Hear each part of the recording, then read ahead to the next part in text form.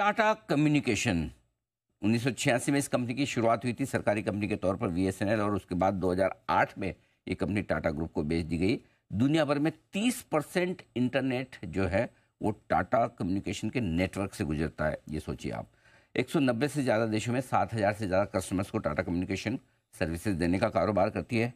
Data, voice, transformation services, payment solution और rental business, ये सब बड़े कारोबार हैं कंपनी के। कल आए नतीजे टाटा कम्युनिकेशन के, एक बार आपके सामने रिजल्ट्स रख दूं, और रिजल्ट्स में आय 1% बढ़कर आई है, 5,700 करोड़ के आसपास रही। कामकाजी मुनाफा 1,056 करोड़, हमारा अनुमान 1,150 करोड़ का था। मार्जिन 20% से घटकर 18.5% के आसपास आए, और मुनाफा 321 करोड़ रहा है, और यहाँ पर अच्छी बढ़त दिखी, 45 करोड़ से 600% की बढ़त मुनाफे में दिख रही है। एडजस्टेड बेसिस पर मुनाफा 40% बढ़कर आया है। आइए मैं मुलाकात करवा रहा हूँ आपकी कंपनी के सीएफओ कबीर अहमद शाकिर साहब, हमारे साथ कार्यक्रम में हो रहे हैं शामिल। अक्टूबर 2020 से कंपनी के एक सीएफओ के तौर पर आप साथ हैं। स्ट्रेटेजिक फाइनेंशियल मैनेजमेंट का 30 साल से ज़्यादा का लंबा गहरा अनुभव कबीर साहब का है। बीआईएम तिरुचिरापल्ली से आपने एमबीए की डिग्री हासिल की है। माइक्रोसॉफ्ट और यूनिलीवर जैसे दिग्गज संस्थानों में काम करने का लंबा अनुभव है कबीर साहब का। सर बहुत बहुत स्वागत है आपका, धन्यवाद हमें समय देने के लिए। सबसे पहले शुरुआत मार्जिन से करना चाहता हूं।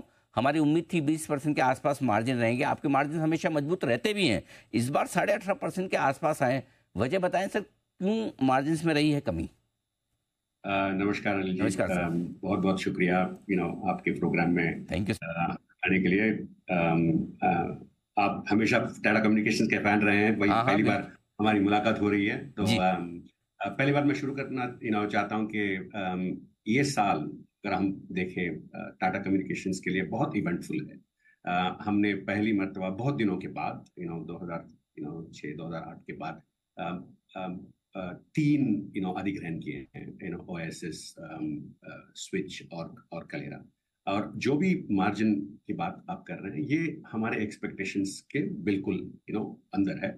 हाँ, थोड़ा 20% से कम आया है, मगर पूरे साल का मार्जिन 20.2 पे है। थोड़ा वन ऑफ कॉस्ट इस क्वार्टर में आए हुए हैं, बट मैं उससे ज्यादा चिंतित नहीं हूँ।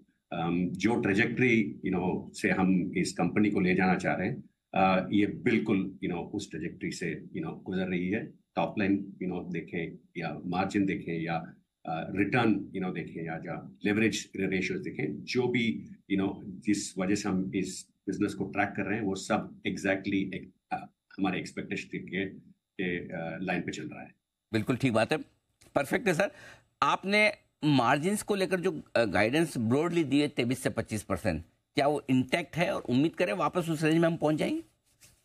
हाँ अनिल जी, ये हमारा स्ट्रेटेजिक एम्बिशन है कि हम 23 to 25 के रेंज में ऑपरेट करेंगे। जब कोविड चल रहा था तो हम 25 से ज्यादा डिलीवर कर रहे थे। इसलिए डिलीवर कर रहे थे क्योंकि कोई कॉस्ट नहीं था, हम ट्रैवल नहीं कर रहे थे, मार्केटिंग पे खर्चा नहीं हो रहा था, इस वजह से हमारा मार्जिन बढ़ रहा था। अभी जब कोविड खत्म हो गया तो ये सारे खर्चे वापस आने लगे, नंबर 1। नंबर 2, हम इंटरनली भी बहुत कुछ स्पेंड कर रहे हैं ताकि हम फ्यूचर टेक्नोलॉजीज पे काम कर सकें और उसका फायदा हमारे कस्टमर्स को हम लेके आए। और तीसरा, ये जो 3 एक्विजिशंस की मैंने बात की, तीनों एक्विजिशंस एबिटा नेगेटिव थे, तो ऑब्वियसली आप इसका वेटेड एवरेज मैथमेटिक्स निकालेंगे तो मार्जिन गिरेगा ही। मगर हमारा एक कंप्लीट कॉन्फिडेंस है कि 2 से 3 साल में हम वापस 23 से 25 के रेंज में वापस आ जाएंगे एज इट स्टैंड्स टुडे। अगर कल की तारीख में कुछ और अच्छा एक्विजिशन आया या कहीं और हमें इन्वेस्ट करना पड़ा तो वो बात अलग, उसको अलग रख के 23 से 25 हमारा स्ट्रेटेजिक एम्बिशन रेंज है। बिल्कुल परफेक्ट, बहुत बढ़िया। कबीर साहब, जैसा आपने कहा भी कि मैं आपकी कंपनी का बड़ा फैन रहा हूँ भी, और आज भी हम ये कह रहे थे कि लॉन्ग टर्म इन्वेस्टर्स को तो बिल्कुल अपने पोर्टफोलियो में रखना चाहिए। अब चूंकि आपसे पहली बार मुलाकात हो रही है, जरा मुझे 2-3 साल का, 5 साल का विजन बताएं कंपनी का। ये क्वार्टर के रिजल्ट तो हर क्वार्टर में आते जाते रहेंगे, लेकिन एक कहाँ आप देखते हैं कंपनी को, कहाँ ले जाना चाहते हैं, कहाँ पहुँचाना चाहते हैं? बहुत अच्छा सवाल, थैंक्स फॉर आस्किंग दैट।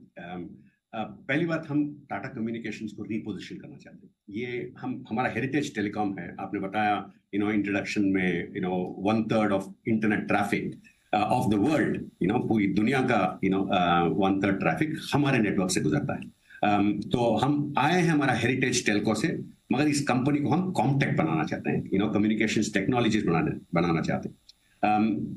अभी जो दौर चल रहा है, वर्ल्ड इकोनॉमिक फोरम ने इसको इंडस्ट्री 4.0 का दौर बताया है। शायद वो 5.0 भी हो जाएगा, क्योंकि एआई रेवोल्यूशन जो जिस तेजी से चल रहा है, तो we are already moving into the next revolution.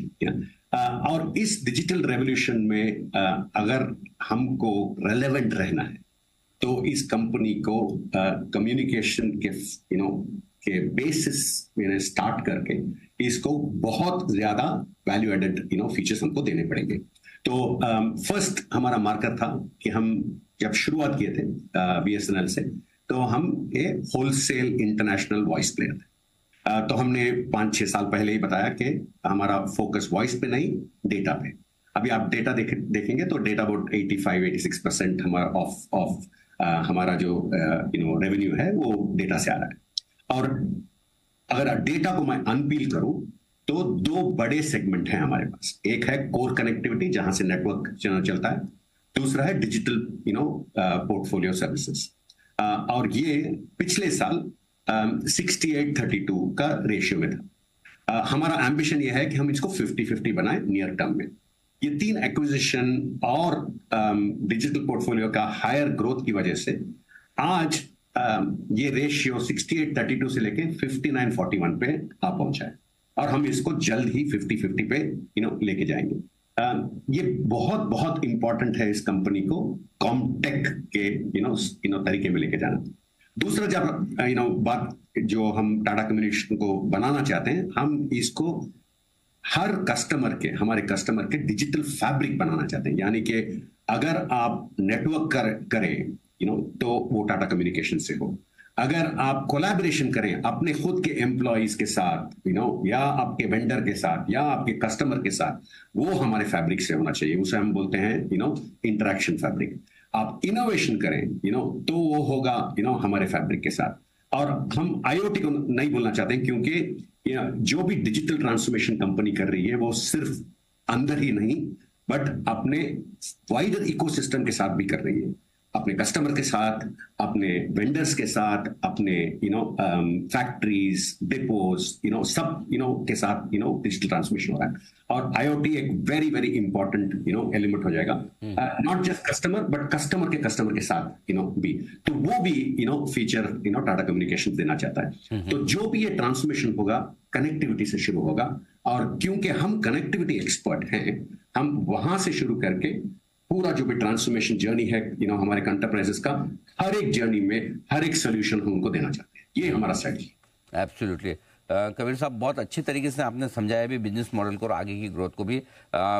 आज तो चूंकि हमने आपको नतीजों पर आमंत्रित किया है, पहली बार मुलाकात हुई, मैं चाहता हूं कि एक बार विस्तार से आपको रिजल्ट सीजन खत्म होने के बाद हम आमंत्रित करेंगे, समय दीजिएगा, तब हम विस्तार से पूरा एक बार टाटा कम्युनिकेशन के बिजनेस मॉडल, आगे के प्लान्स, आपके जो भी ऑर्गेनिक ग्रोथ प्लान्स हैं, इन सब पे विस्तार से हम बातचीत करेंगे। आज के लिए बहुत बहुत धन्यवाद सर, हमें समय देने के लिए बहुत बहुत शुक्रिया।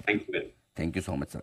कबीर अहमद शाकिर साहब, सीएफओ टाटा कम्युनिकेशन के बताते हैं, बहुत स्ट्रॉन्ग कमेंट्री और डीप है। एक जो सबसे इंपॉर्टेंट चीज़ है, जिस चीज़ को लेकर बाजार दुखी था, मार्जिन, हाँ, उन्होंने कहा कि 3 एक्विजिशन किया, वो तीनों एक्विजिशन एबिटा नेगेटिव है, और यही वजह आप देखिए स्टॉक 1.5% ऊपर हो गया। इसलिए सुबह हम कह रहे थे कि ट्रेडिंग के लिहाज से ठीक है, लेकिन इन्वेस्टमेंट के लिहाज से आपको बिल्कुल भी देखना घबराना नहीं है। मैं फिर कहूँगा आपको, अगर ये कंपनी किसी दिन निफ्टी में नहीं आई तो शायद टाटा ग्रुप से ज़्यादा मैं डिसअपॉइंटेड होऊंगा, तो मुझे उतना भरोसा है। आप सोचिए, हिंदुस्तान में ऐसी कंपनी है, कितने लोगों में, आप मुझे जरा ट्वीट करके, मुझे एक्स पे पोस्ट करके बताइए, आप में से कितने लोगों को पता था कि टाटा कम्युनिकेशन दुनिया का 1/3 इंटरनेट ट्रैफिक अपने प्लेटफॉर्म से निकाल, दुनिया का भारत का नहीं बोल रहे, दुनिया का 1/3 इंटरनेट ट्रैफिक टाटा कम्युनिकेशन से होकर निकलता है।